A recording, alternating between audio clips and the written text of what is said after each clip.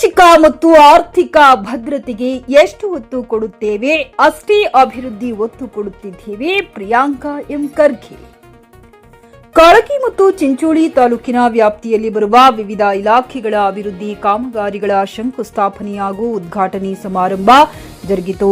ಶ್ರೀ ನೀಲಕಂಠ ಕಳೇಶ್ವರ ಗುಡಿಯ ಆವರಣದಲ್ಲಿ ಜಿಲ್ಲಾಡಳಿತ, ಜಿಲ್ಲಾ ಪಂಚಾಯತ್ ಮತ್ತು ಕಲ್ಯಾಣ ಕರ್ನಾಟಕ ಅಭಿವೃದ್ಧಿ ಮಂಡಳಿ ಕಲಬುರಗಿ ಇವರ ಸಂಯುಕ್ತಾಶ್ರಯದಲ್ಲಿ ಕಾಳಗಿ ತಾಲೂಕಿನ ವಿವಿಧ ಕಾಮಗಾರಿ ಉದ್ಘಾಟನೆ ಶಂಕುಸ್ಥಾಪನೆ.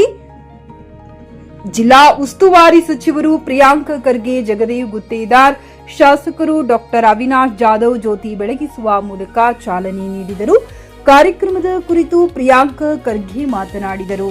ಈ ಸಂದರ್ಭದಲ್ಲಿ ಶಾಸಕರು ಡಾಕ್ಟರ್ ಅವಿನಾಶ್ ಜಾಧವ್, ಅರುಣ್ ಕುಮಾರ್ ಪಾಟೀಲ್, ಜಗದೇವ್ ಗುತ್ತೇದಾರ್, ಅಲ್ಲಮ ಪ್ರಭು ಪಾಟೀಲ್, ಸುಭಾಷ್ ರಾಠೋಡ್, ಭೀಮರಾವ್ ಟಿಟಿ, ರಾಜೇಶ್ ಗುತ್ತೇದಾರ್, ರವಿರಾಜ್ ಕೊರವಿ, ಚಂದ್ರಿಕಾ ಪರಮೇಶ್ವರ್, ತಹಶೀಲ್ದಾರ್ ಪೃಥ್ವಿರಾಜ್ ಪಾಟೀಲ್, ತಾಲೂಕು ಪಂಚಾಯತ್ ಕಾರ್ಯನಿರ್ವಾಹಕ ಅಧಿಕಾರಿ ಬಸಲಿಂಗಪ್ಪ ಡಿಗ್ಗಿ ಹಾಗೂ ವಿವಿಧ ಇಲಾಖೆಯ ಅಧಿಕಾರಿಗಳು, ಮುಖಂಡರು, ಮಹಿಳೆಯರು, ಕಾರ್ಯಕರ್ತರು ಉಪಸ್ಥಿತರಿದ್ದರು.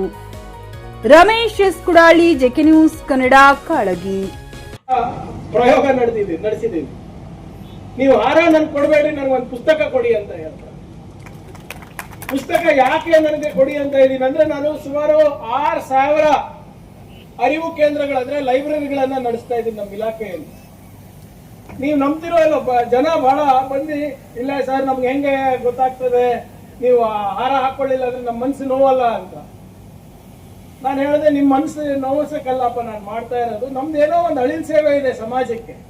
ನೀವು ನಂಬ್ತಿರೋ ಎಲ್ಲೋ, ತಿಂಗಳಿಗೆ ನನಗೆ 1,500ರಿಂದ 2,000 ಪುಸ್ತಕ ಬರುತ್ತೆ. ಅದು ಸೀದಾ ನಮ್ಮ ಗ್ರಾಮೀಣ ಲೈಬ್ರರಿಗೆ ಹೋಗ್ತವೆ. ಮೊನ್ನೆ ಖರ್ಗೆ ಸಾಹೇಬ್ರು, ನಮ್ಮ ಡೆಪ್ಟಿ ಚೀಫ್ ಮಿನಿಸ್ಟರ್ ಶಿವಕುಮಾರ್ ಸಾಹೇಬ್ರು ನಮ್ಮ ತಾಲೂಕಿಗೆ ಬಂದರು, ಚಿತ್ತಾಪುರ್ನಲ್ಲಿ. ಯಾರು ಹಾರ ಹಾಕ್ಸ್ಕೊಂಡಿಲ್ಲ. ನಮ್ಮ ಸಿಇಒ ಅವರು ಮತ್ತೆ DC ಅವರು ಆತಂಕ ಪಟ್ಟರು, ಸರ್ ಖರ್ಗೆ ಸಾಹೇಬ್ರಿಗೂ ಹಾರ ಹಾಕಂಗಿಲ್ವಾ ಅಂತ, DK ಶಿವಕುಮಾರ್ ಸಾಹೇಬ್ರಿಗೂ ಹಾರ ಹಾಕಂಗಿಲ್ಲ ಅಂತ. ಏನ್ರಿ, ಅದಕ್ಕೆ ನಾನು ಭಗವತ್ ಸಿಂಗ್ ನಮ್ಮ CEO ಹೇಳಿದೆ, ನೀವು ಖರ್ಗೆ ಸಾಹೇಬ್ರ ಅಭಿನಂದನೆಗೆ ಮತ್ತೆ ಅವರು DK ಶಿವಕುಮಾರ್ ಸಾಹೇಬ್ರ ಒಂದು ಅಭಿನಂದನೆಗೆ ಎಷ್ಟು ಖರ್ಚು ಮಾಡ್ತೀರಾ ಅಷ್ಟೇ ಬುಕ್ಸ್ ತಗೊಂಡ್ ಬನ್ನಿ ಅಂತ ಹೇಳಿದ್ರು. DC ಅವರು ಶಿವಕುಮಾರ್ ಸಾಹೇಬ್ರಿಗೆ ಹೇಳಿದ್ರು ಅನ್ಸುತ್ತೆ ಅಲ್ಲಿ, ಸರ್ ದಯವಿಟ್ಟು ಕ್ಷಮಿಸಬೇಕು, ನಿಮಗೆ ಸನ್ಮಾನ ಮಾಡ್ತಾ ಇಲ್ಲ, ನಿಮ್ಮ ಕಡೆಯಿಂದ ಲೈಬ್ರರಿಗಳಿಗೆ, ಬಡ ಮಕ್ಕಳಿಗೆ ನಾವು ಕಾಂಪಿಟೇಟಿವ್ ಸ್ಪರ್ಧಾತ್ಮಕ ಪರೀಕ್ಷೆಯ ಬುಕ್ಸ್ ಅನ್ನ ನಾವು ಕೊಡ್ತಾ ಇದೀವಿ ಸರ್ ಅಂತ. ಒಳ್ಳೇದು, ವೆರಿ ಗುಡ್, ಇಂಥವೆಲ್ಲ ಕಡೆ ಆಗ್ಬೇಕು ಅಂತ ಹೇಳಿದ್ರು. ಇದು ಯಾಕೆ ಹೇಳ್ತಾ ಇದ್ದೀನಿ ಅಂದ್ರೆ, ಅದ್ದೂರಿಯಾಗಿ ಸ್ವಾಗತ ಮಾಡಿದ್ರಿ ತಾವೆಲ್ಲರೂ, ಅಭಿನಂದನೆಗಳು. ಆದ್ರೆ ನಾನು ಹೇಳ್ದಂಗೆ ಏನೋ ಒಂದು ತತ್ವ ಸಿದ್ಧಾಂತವನ್ನ ನಂಬ್ಕೊಂಡು ನಾನು ರಾಜಕೀಯ ಮಾಡ್ತಾ ಇದ್ದೀನಿ. ಅದಕ್ಕೆ ದಯವಿಟ್ಟು ಕ್ಷಮಿಸಬೇಕು ಅಂತಾನು ನಾನು ನಿಮ್ಮ ಹತ್ರ ಕೇಳ್ಕೊಳ್ತೇನೆ. ಯಾಕಂದ್ರೆ ಈ ಅಧಿಕಾರ ಅನ್ನೋದೇನಿದೆ ಅಲ್ಲ, ಎಲ್ಲರಿಗೂ ಸಿಗೋದಿಲ್ಲ. ಸಿಕ್ಕಾಗ ಒಳ್ಳೆ ಕೆಲಸ ಮಾಡಬೇಕು ಅಂತ ನಮ್ಮೆಲ್ಲರ ಆಶಾಭಾವನೆ. ಅವಿನಾಶ್ ಅವರು ಹೇಳಿದ್ರು, ಸರ್ಕಾರ ಯಾವುದೇ ಇರಬಹುದು, ನಮ್ಮ ಜವಾಬ್ದಾರಿ, ನಾವು ನಿಮ್ಮ ಮೇಲೆ ಯಾವುದೇ ರೀತಿಯಾದಂತ ಉಪಕಾರ ಮಾಡ್ತಾ ಇಲ್ಲ, ಎಹಸಾನ್ ಮಾಡ್ತಾ ಇಲ್ಲ. ನೀವು ಆರ್ಸ್ ಕಳಿಸಿರೋದೇ ನನಗೆ ವಿಧಾನಸೌಧದಲ್ಲಿ ಕೂಡಕ್ಕೆ, ನೀವು ಆರ್ಸ್ ಕಳಿಸಿರೋದೇ ನನಗೆ ಅಭಿವೃದ್ಧಿ ಮಾಡ್ಲಿಕ್ಕೆ, ನೀವು ಆರ್ಸ್ ಕಳಿಸಿರೋದೇ ಹೆಚ್ಚಿನ ಅನುದಾನ ತರಲಿಕ್ಕೆ. ಹೌದಾ ಇಲ್ಲ ಹೇಳು? ಖಾಲಿ ಪುಕ್ಸಟೆ ಭಾಷಣ ಮಾಡ್ಬೇಕಂದ್ರೆ 5 ವರ್ಷ ಅದೇ ಮಾಡ್ತೀವಿ, ಮತ್ತೆ ಆಮೇಲೆ ಬಂದಾಗ ಕೇಳಬೇಡ್ರಿ ಏನ್ ಮಾಡಿರ. ಆದ್ರಿಂದ ನೀವು ಅಧಿಕಾರ ಕೊಟ್ಟಾಗೆಲ್ಲ, ನಮ್ಮ ಸರ್ಕಾರ, ನಮ್ಮ ಪಕ್ಷಕ್ಕೆ ಅಧಿಕಾರ ಕೊಟ್ಟಾಗೆಲ್ಲ ನಾವು ಯಾವಾಗ್ಲೂ ಸಾಮಾಜಿಕ ಆರ್ಥಿಕ ಭದ್ರತೆ ತರುವಂತ ಯೋಜನೆಗಳನ್ನ ರೂಪಿಸಿದ್ವಿ. ಸಮಾಜದಲ್ಲಿ ಸಮಾನತೆ ತರುವಂತ ಯೋಜನೆಗಳನ್ನ ರೂಪಿಸಿದ್ವಿ. ಪ್ರತಿಯೊಬ್ಬ ವ್ಯಕ್ತಿಗೂ ಕೂಡ ಒಂದು ಸ್ವಾಭಿಮಾನದ ಬದುಕು ಕೊಡುವಂತ ಯೋಜನೆ ಮತ್ತು ನೀತಿಗಳನ್ನ ನಾವು ಜಾರಿಗೆ ತಂದಿದ್ವಿ. ಸಮಾಜದ ಎಲ್ಲಾ ವರ್ಗಕ್ಕೆ, ಅಲ್ಲಂ ಪ್ರಭು ಅವರು ಹೇಳ್ದಂಗೆ, ನೀವು ಯಾರಂತ ನೋಡಿಲ್ಲ, ಹೇಗಂತ ನೋಡಿಲ್ಲ, ಯಾವ ಧರ್ಮ ಯಾವ ಜಾತಿ ಅಂತ ನೋಡಿಲ್ಲ, ಯಾರಿಗೆ ವೋಟ್ ಹಾಕಿದಿರ ಅಂತಾನೂ ನೋಡಿಲ್ಲ. ಕರ್ನಾಟಕದವರಾಗಿದ್ರೆ ಬಸವಣ್ಣನವರ ತತ್ವದ ಪ್ರಕಾರ ಸಮಬಾಳು ಸಮಪಾಲು ಆ ನೀತಿಯನ್ನ ನಾವು ಅನುಷ್ಠಾನಕ್ಕೆ ನಾವು ತರ್ತಾ ಇದೀವಿ ಇವತ್ತು.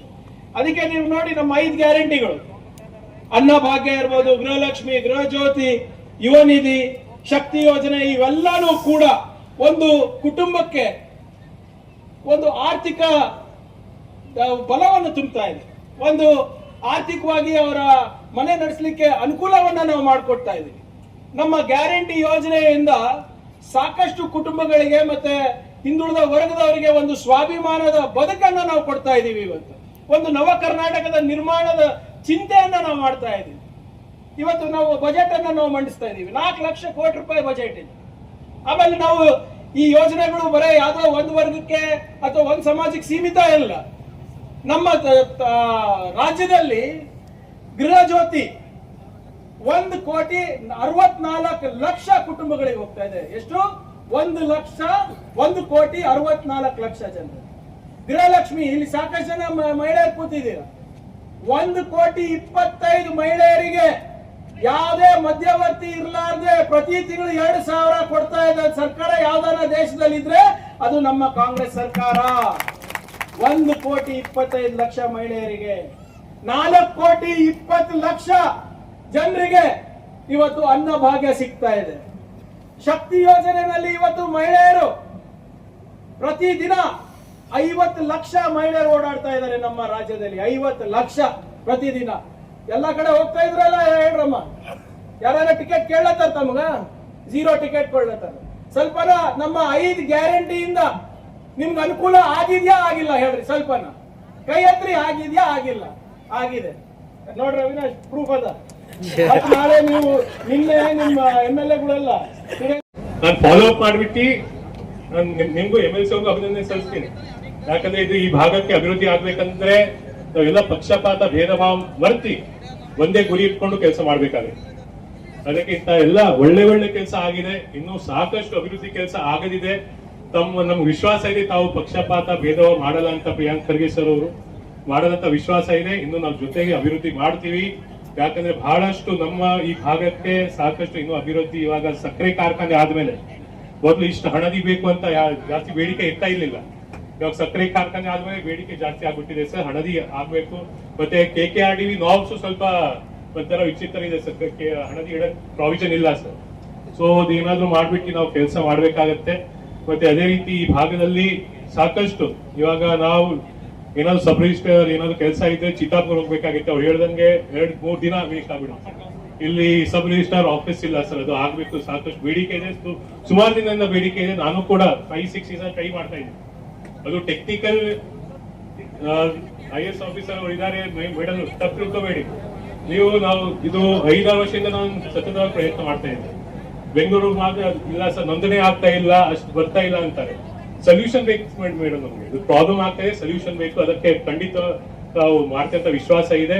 ಮತ್ತೆ ನಮ್ ಚಿಂಚೋಳಿ ಇವತ್ತೇ ಆಧಾರ್ ಕೇಂದ್ರ ಇಲ್ಲ ಅಂತ ಒಂದು ಕಂಪ್ಲೇಂಟ್ ಮಾಡಿದ್ದಾರೆ ಮೇಡಮ್. ಅದು ಕೂಡ ತಾವು ಬಗೆಹರಿಸುವಂತ ವಿಶ್ವಾಸ ಇದೆ. ತಾವೆಲ್ಲರೂ ಬಂದಿದ್ದೀರಾ. ಒಂದೇ ನಾವು ತುಂಬಾ ಒಳ್ಳೆ ರೀತಿಯಲ್ಲಿ ಎಲ್ಲ ಕೆಲಸ ಆಗ್ತಾ ಇದ್ದಾರೆ. ಎಲ್ಲ ಜೊತೆಗೆ ಕೆಲಸ ಮಾಡೋಣ, ಜೊತೆಗೆ ಅಭಿವೃದ್ಧಿ ಮಾಡೋಣ. ಅಭಿವೃದ್ಧಿ ಮಾಡಿದ್ರೆ ಒಂದ್ ತಿಳ್ಕೋಬೇಕು, ಅಭಿವೃದ್ಧಿ ಬಡವರು ಕೆಲಸ ಮಾಡಿದ್ರೆ, ರೈತರ ಕೆಲಸ ಮಾಡಿದ್ರೆ ಮಾತ್ರ ದೇವರು ನಮಗೆ ಆಶೀರ್ವಾದ ಮಾಡ್ತಾರಂತ ಒಂದು ಮನಸ್ಸು ಇಟ್ಕೊಂಡು ಕೆಲಸ ಮಾಡ್ಬೇಕಂತ ಹೇಳ್ತಾ, ನಮ್ಮೆಲ್ಲರಿಗೂ ಒಳ್ಳೇದಾಗ್ಲಿ, ಒಳ್ಳೆ ಕೆಲಸ ಆಗ್ಲಿ ಅಂತ ಹೇಳ್ತಾ ನಾವು ಹೇಳ್ಬಾರ್ದು. ಧನ್ಯವಾದ. ಖರೀದಿಸುವ ಪ್ಲಾನ್ ಇದ್ದೀರಾ? ಹಾಗಾದ್ರೆ ಕೇತಕಿ ಡೆವಲಪರ್ಸ್ ನಲ್ಲಿ ಮೂಲಭೂತ ಸೌಕರ್ಯಗಳುಳ್ಳ CC road, footpath, garden, under drainage, water supply, ಉತ್ತಮ ಪರಿಸರವುಳ್ಳ ಫ್ಲಾಟ್ಸ್ ಲೇಔಟ್ ಲಭ್ಯ. ಬೀದರ್, ಹುಮ್ನಾಬಾದ್ ಸೇರಿದಂತೆ ಹಲವು ಭಾಗಗಳಲ್ಲಿ ಸುಂದರ ಲೇಔಟ್ಗಳಿದ್ದು ಅತ್ಯುತ್ತಮ ಬೆಲೆ, EMI ಸ್ಕೀಮ್ಸ್ ಅನ್ನು ಲಭ್ಯ. ಹಾಗಿದ್ರೆ ತಡೆಯಾಕೆ? ಹಿಂದೆ ಸಂಪರ್ಕಿಸಿ 7676474747 MD ಸಂಗಮೇಶ್ ಚಿದ್ರಿ, ಹುಮ್ನಾಬಾದ್. ಗ್ರಾಹಕರ ಸ್ಯಾಟಿಸ್ಫ್ಯಾಕ್ಷನ್ ನಲ್ಲಿ ನಂಬರ್ 1 ತೃಪ್ತಿಕರ ದೈಹಿಕವಾದ ಹುಮ್ನಾಬಾದ್ನ SV TVS ಶೋರೂಮ್ ನಿಮಗಾಗಿ ತರುತ್ತಿದೆ ಹೊಸ ಮಾಡೆಲ್ಗಳ ಹೊಸ ಬೈಕ್ಗಳು. ಇಲ್ಲಿ TVS ನ ಸ್ಪೇರ್ ಪಾರ್ಟ್ಸ್ ಹಾಗೂ ಸರ್ವಿಸ್ ಕೂಡ ಲಭ್ಯ. ಹಾಗಿದ್ರೆ ತಡೆಯಾಕೆ? ಹಿಂದೆ ಭೇಟಿ ನೀಡಿ. ನಾಗಲಕ್ಷ್ಮಿ ಧಾಬಾ ಹತ್ತಿರ, ಗುಲ್ಬರ್ಗಾ ರೋಡ್, ಹುಮ್ನಾಬಾದ್. ಹೆಚ್ಚಿನ ಮಾಹಿತಿಗಾಗಿ ಸಂಪರ್ಕಿಸಿ 8494951009.